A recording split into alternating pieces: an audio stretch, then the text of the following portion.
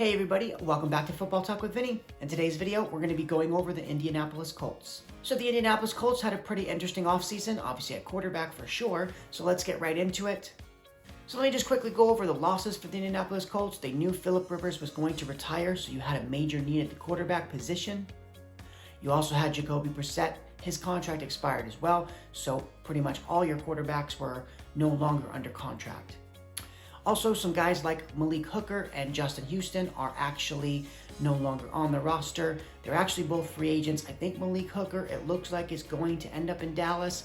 I guess he's got some COVID protocol things that he's working through, but he was actually earlier today at training camp, so it looks like that's going to be a deal. I think he just has to get through the COVID protocol before he can sign. Now, in terms of re-signing, they re-signed Xavier Rhodes, the cornerback.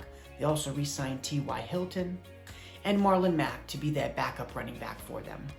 Now, in terms of additions, they signed Eric Fisher, who I think might not be healthy to start the season. But again, if they can get some more depth along that offensive line, it's never a bad thing.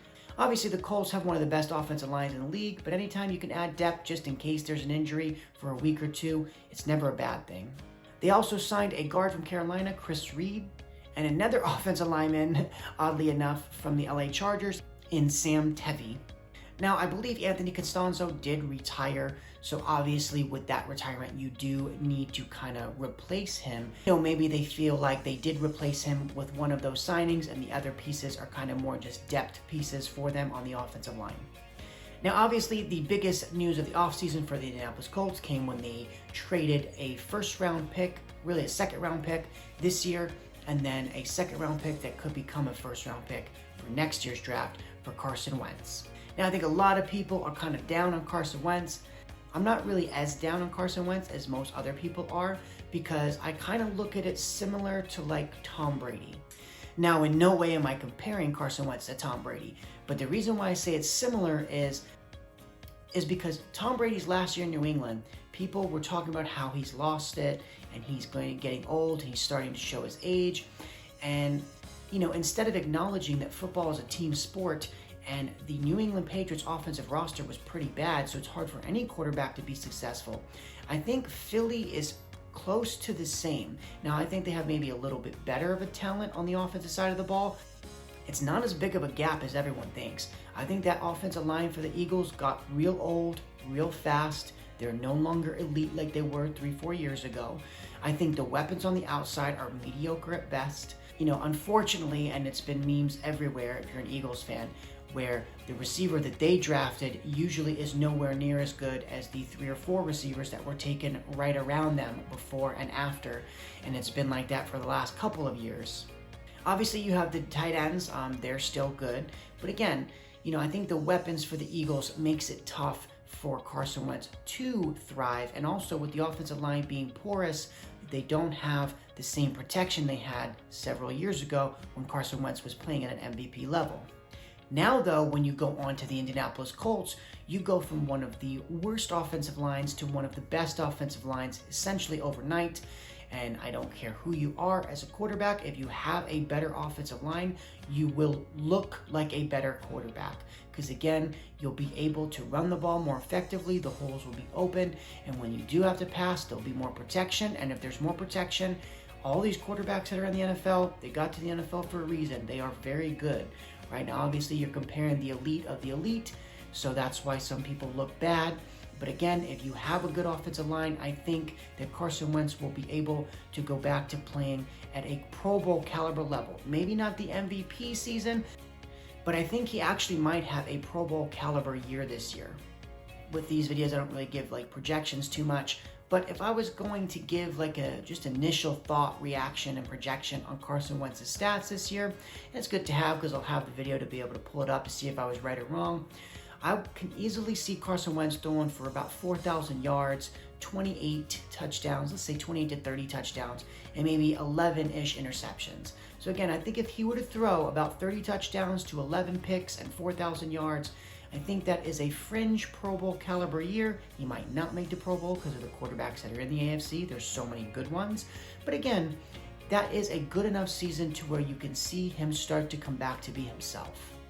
Now, I know I took a little longer on that, but let me quickly get into the draft. With their first overall pick, they took Kwity Paye, and that was at pick 21. At pick 54, they took another defensive end.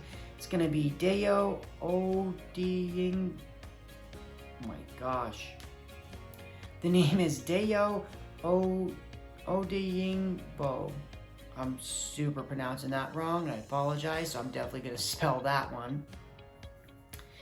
I like to really focus on the top 100 picks. The rest of these picks are just outside the top 100, so I'm going to quickly go over them. At pick 127, you took a tight end, Kalen Granson. At pick 165, you took a safety, Sean Davis. Pick 218, you took Sam Ehlinger, a quarterback out of Texas. I probably pronounced that last name wrong as well. At pick 229, you took another receiver, Michael Strachan.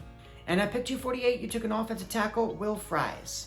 So quickly, if you just focus on those 100 picks, it's actually only 2 picks. And with those 2 picks, you really bolstered the front 7, specifically the defensive line, and taking 2 edge rushers. Now, I think with losing Justin Houston, it makes sense to go pass rusher with both picks.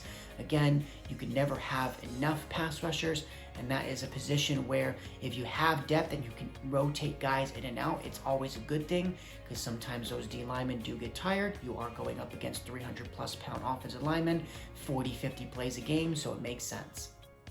Now, in terms of the regular season, I do see this team easily getting into the playoffs. Maybe not easily, but I can see them winning 10, 11, 12 games. And at that point, I think even 10 games should make the playoffs. 11 or 12, might even challenge for the division. Tennessee is going to be a very tough out. So I think those 2 teams are definitely going to battle it out for the division. But I can definitely see them winning the division. And even if they don't, I definitely see them making the playoffs. Now, lastly, I wanted to get into the money, because with the Indianapolis Colts, the cap space is one of their biggest strengths, actually. So they have $14 million to spend this year. Now, obviously, they've already signed free agents, so they're probably not going to spend any more. But what's interesting is next year they have $83 million. And obviously, with the $14 million they have this year, if they don't use any of it, it rolls over. So they could potentially have $97 million for next year. So again, they are in a very, very good situation where they already have a playoff caliber team, and they're going to have close to $100 million to spend next year. Usually teams that are above that $90, $80 million threshold, they're usually completely rebuilding, like Jacksonville was this year. So if you're Indy and you are able to make the playoffs this year and be a 10, 11, 12 win team, and you're going to have $90-ish million of cap space for next year, you're in a terrific spot. I mean, this may be the best situation of any team over the next 3 to 4 years. When you just take a look at the cap space and the fact that they already have a playoff caliber roster, they're really set up well for the next 3 to 5 years. But that's going to be the end of this video. Thank you guys so much for watching. If you did like it, make sure to hit the like button, as that does help out the channel. And also subscribe if you have not already been a subscriber. But that's going to do it for today's video. Thank you guys so much for watching. I look forward to the next one. Bye.